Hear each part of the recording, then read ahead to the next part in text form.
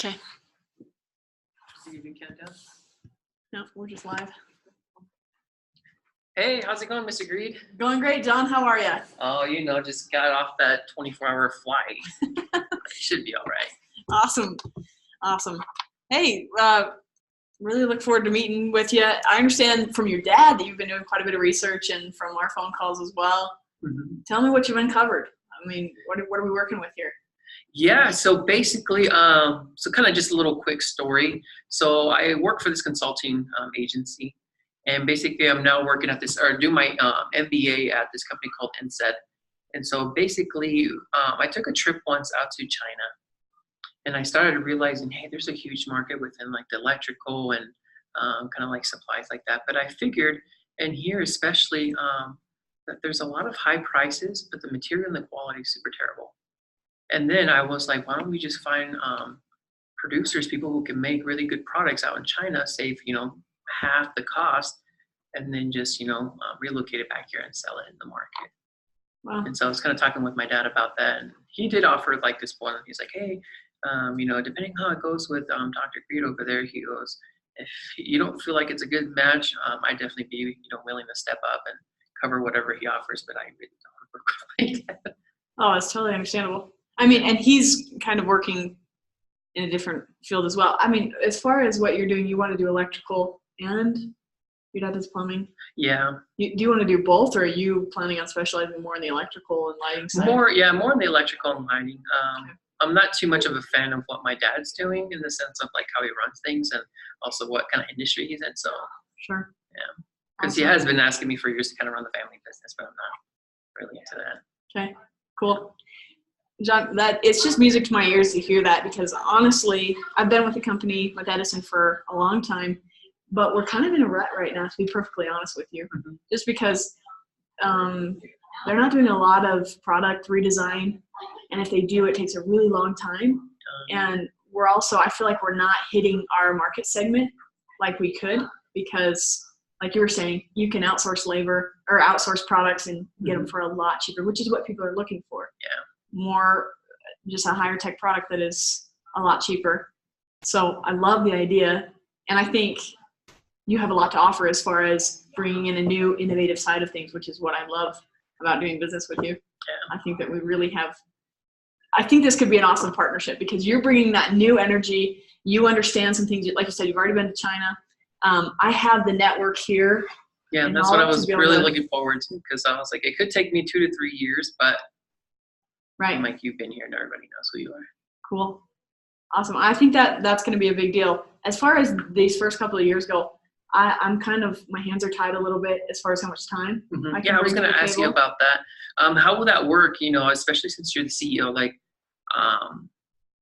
is there any paperwork or any, as far as like your contract, as far as what you can and can't do outside of the company with another company? Or Sure. Yeah, I want to be perfectly upfront with you, because we're going to be business partners. So they won't let me have more than 5% equity. Okay. So, in a different company? Right. Okay.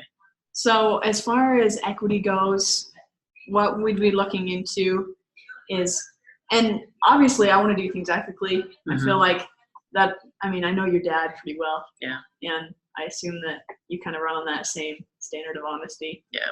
And so what we could do is a convertible loan, okay. Which starts out, and so I would be able to put forth a lot of the funds that we need to get it going. Mm-hmm. And then after 5 years or whatever, after I've retired from my position at Edison, then I'll convert over into equity. And with that, it's completely, there's no legal implications there that are, I guess, illegal. So.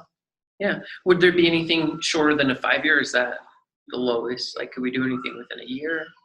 I think we could. Here's the thing is I don't envision being able to fully disconnect from Edison within a year. Probably the soonest we're looking at is like 2.5 years. Okay.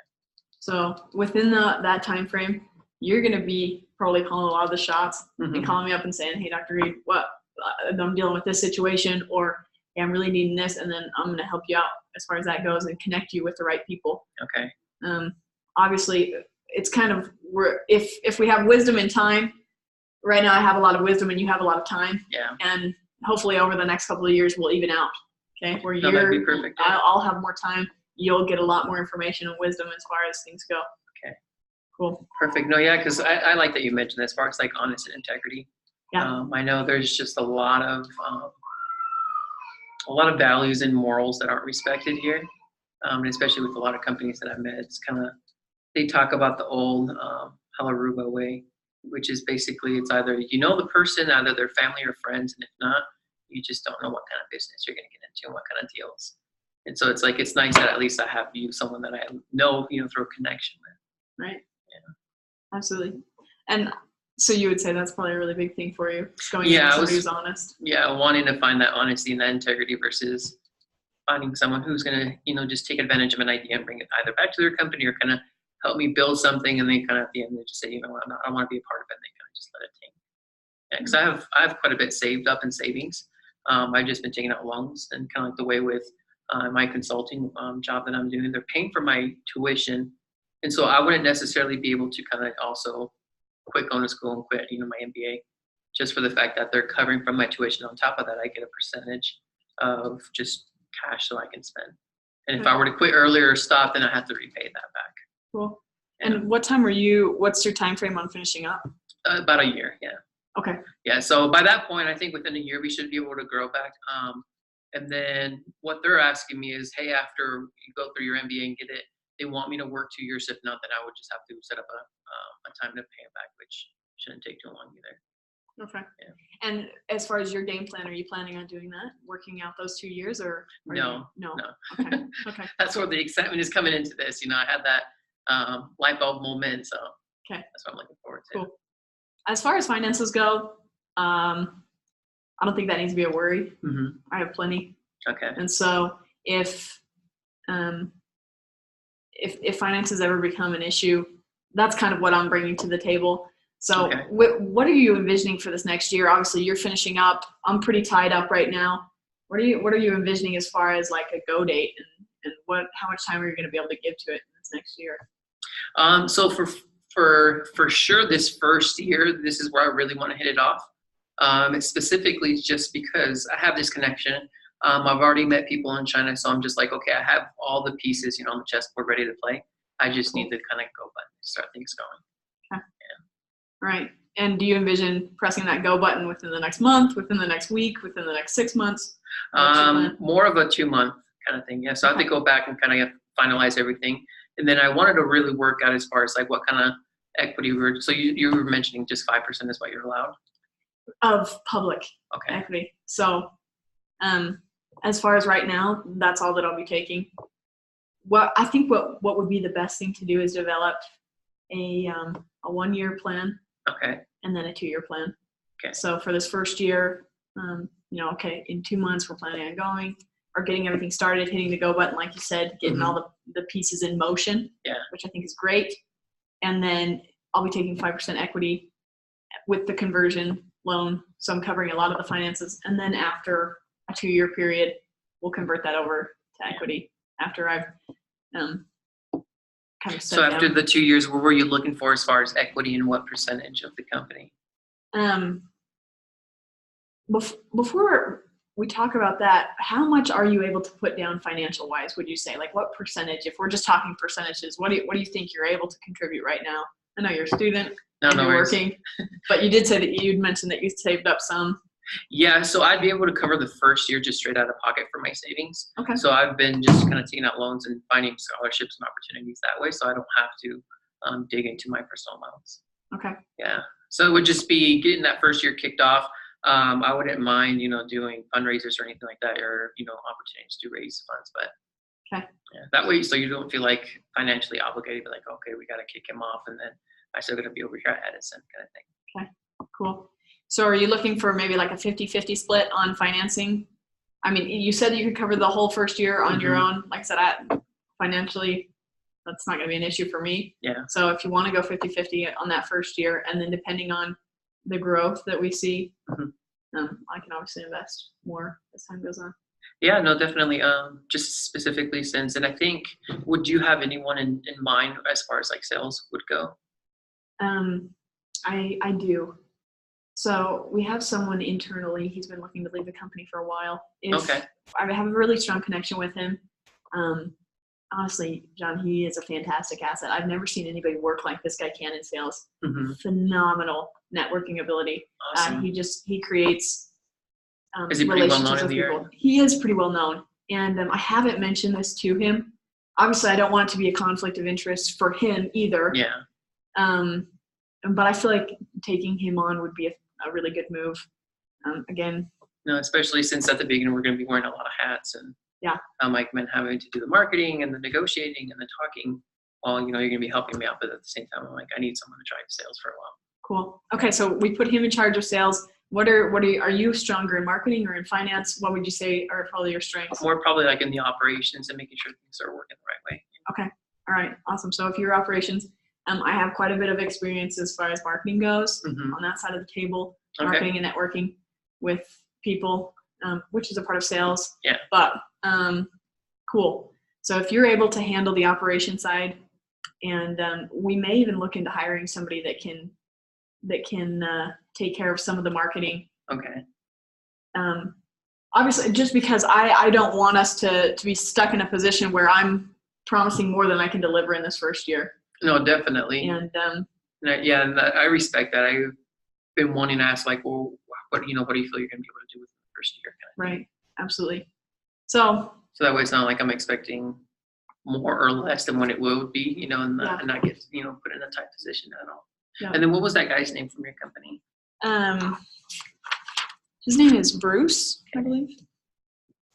Bruce Jernstein. Okay. And then would you want me to reach out to him or? I can reach out to him. I think if we do it this way, where we're split 50-50, you're more focused on operation and maybe even finance, and then I'll take sales and marketing and find somebody to cover those. They'll report back to us. Okay. So then we can be a little bit more in charge of it overall. Like you were saying, if we were changing hats multiple times in the day, we're going to be less effective. As if we hire somebody, said, this is your position, come back at the end of the day, tell me what's going on. Have you done much as far as leadership positions in companies and managing? So managing, yes. So I've been in a lot of positions where I've been able to manage and do a lot of that, but as far as like entrepreneurship, not so much. Okay. But I've been around a lot of people and they've given me a lot of tips as far as like, hey, this is what you should do on your first year, this is what you should focus. But necessarily I've never run a company. Okay. Yeah. Cool. Like I said, I have a lot of experience as far as CEO stuff goes. So if you would like to, obviously you bring so much to the table. So I'd never like to even say like even a chain of command where I want to be equal kind of with you, if that sounds okay with you. And so then we can run ideas by each other, which I think will be the most beneficial because you have a lot of big, bright ideas, which we need in the company starting out. So you're kind of mentioning, and especially is that what's kind of going on with Edison? They just are pretty stagnant, you were saying. Right. So, which isn't a bad thing, and they're still going to be able to go for a long time, but I've envisioned so much more for a while now. So when your dad told me about where you are in your career, I got really excited. Okay. So, I mean, with all of that being taken into consideration, I mean, I think that a 50-50 split on equity would be great after the first year. Okay. If that sounds okay to you and if you feel comfortable with that. No, definitely. And then, the only other question I had was setting up a deal in which we would create, something, or I guess before that, let me back up. Would there be any conflict of interest as far as with Edison and, being in a company that's kind of in competition with them? Right. I don't foresee any problems as far as in the contract that we sign. The biggest part there is just the equity in another company. They don't want you to have too much equity involved. And so as long as that first year we're just sticking at 5% and you're at 95%, and then after that first year we switch, I don't think it'll be an issue. Okay. As far as I know. Obviously I'm not going to say that we need to keep this on the down low, that I'm a part of the company. I don't think that'll be an issue. Yeah. But, I'm definitely, this year is kind of closing out for me. And getting somebody else trained up in Edison. Awesome. Well, yeah, how is this something you kind of want to be a part of, like as far as creating new, concepts or ideas or new products or different markets to reach out to, or just kind of you're looking for maybe like a 5-10 year, and then you're going to want to branch off into something different? Long term, I'm 59 years old, so I'm not getting any younger as the days go by, but I'm also a mover and a shaker. And I don't really envision myself slowing down even in the next 15 years. So as far as doing some of the legwork, you may be a little bit more involved in that, making trips to China. That's definitely going to be on you.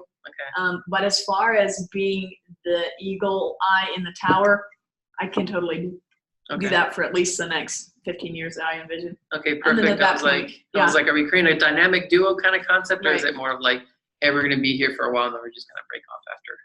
Right. I think that I like that word, dynamic duo. I think that we have a lot to offer and to build on as a team. All right. Great. That makes me feel good. I definitely didn't want to get stuck in that situation where, like I said, kind of presented my idea to someone and then they kind of just after a while just decide not to go with it anymore. Cool. Awesome.